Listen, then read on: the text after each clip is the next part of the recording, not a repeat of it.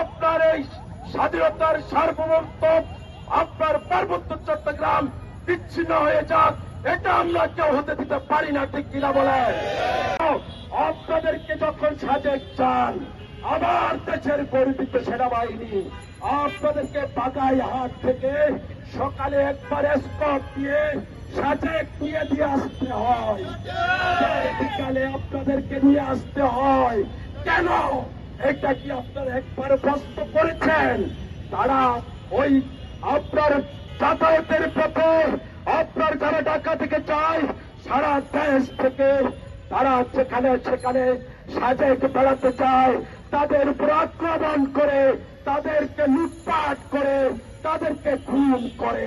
সেজন্যই আপনাদেরকে সেনাবাহিনী, আমার দেশের গর্বিত সেনাবাহিনী পার্বত্য চট্টগ্রামকে আপনার বন্দী প্রহরীর মতো পাহারা দিয়ে যাচ্ছে।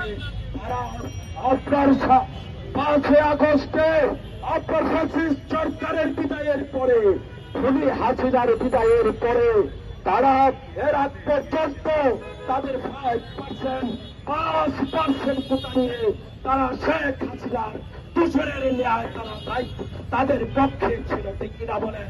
চেয়ারম্যান তাদেরকে দেওয়া হলো, একজন পার্বত্য মন্ত্রণালয় করা হলো, মন্ত্রণালয়ের মন্ত্রীপদটি তাদেরকে দেওয়া হলো। এরপরেও আপনারা জানেন 1900 সালের হিলস অ্যাক্ট ম্যানুয়ালের মাধ্যমে হেডম্যান, কারবারি, রাজা সকলেই উপজাতি। আমরা যদি কোনো কিছু সার্টিফিকেট চাই, ওই রাজার থেকে সার্টিফিকেট গ্রহণ করতে হয়। ওরা হলো রাজা, বাঙালিরা ওখানে প্রজা। আমার দেশ তো স্বাধীন। তাহলে এত কিছু দেওয়ার পরেও শান্তি চুক্তি নামে যে অশান্তি চুক্তি করা হলো, চুক্তির পরেও কেন তাদের হাতে অস্ত্র? এই অস্ত্রের মধ্যে দিয়ে, ঝঞ্ঝনানির মধ্যে দিয়ে তাদের একটা জিনিসে জানান দেওয়ার দরকার ছিল, সেটা হলো একটি আলাদা রাষ্ট্র। সেটা তাদের কান ভিতরের দেশ, সেটা হলো জুম্মল্যান্ড। এই জুম্মল্যান্ড বাস্তবায়নের জন্য আজকে আপনারা জানেন এই একটা না একটা বাহানা তারা ধরে যাচ্ছে। শান্তি চুক্তি করার পরই তারা আবার ধরল নিজেদেরকে আদিবাসী বলানোর জন্য চেষ্টা করা হলো। আদিবাসী বলার সাথে সাথে আমার দেশের কিছু কুলাঙ্গার শিক্ষাবিদ নামের পরজীবী ঢাকা বিশ্ববিদ্যালয়ের ওই মেজবা কামালের মতো কেন পাপীরা তাদেরকে সাপোর্ট দেওয়া শুরু করলেন। আমি অবাক হয়ে যাই।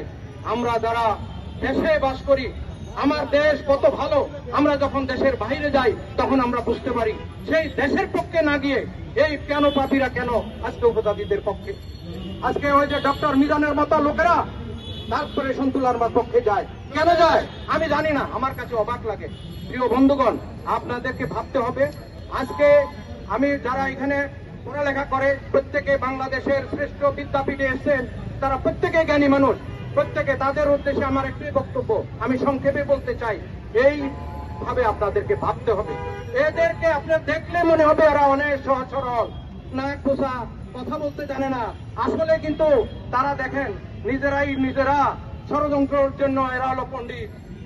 যখন খাগড়াছড়িতে এই ছেলেটাকে মারা হলো, নিজেরাই কি করলেন, তারা এই কি বলে এটাকে ভিডিও কল দিয়ে তারা তখন অনেক লাইভ করা শুরু করলেন।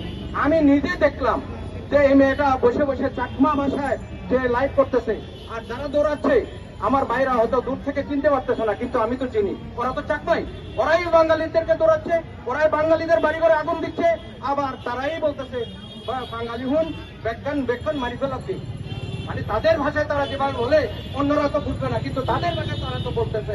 কিন্তু আমি আন্তরিকতার সহিত আপনাদেরকে অনুরোধ করব, আপনারা একটা ভাষা এই যে আদেরকে সহজ সরল মনে করে আদিবাসী বলবেন না। আদিবাসী একটি ভয়ঙ্কর শব্দ, এটি একটি ফাঁদ।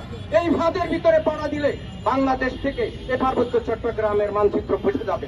প্রিয় ভাইরা, এই আদিবাসীতে আপনারা যেমন নাম দিবেন না, আপনারা পা দিবেন না, উচ্চারণে সহজ বলে, উপজাতি না বলে, ক্ষুদ্র নৃগোষ্ঠী বলতে একটু কষ্ট হয় বলে তাদেরকে আদিবাসী বলবেন না।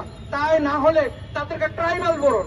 আমাদের বাংলাদেশের সংবিধানে সেখানে তখন ছিল ট্রাইবেল বললে তো সমস্যা নাই, উপজাতি বললে সমস্যা নাই। যদি না বলতে পারেন, তাদের একটা জাতিসত্তা আছে, তাদেরকে বলেন চাকমা বলেন, মারমা বলেন, ত্রিপুরা বলেন, মগ বলেন, শক্ত বলেন, সকলকে তো আপনি বলতে পারতেছেন।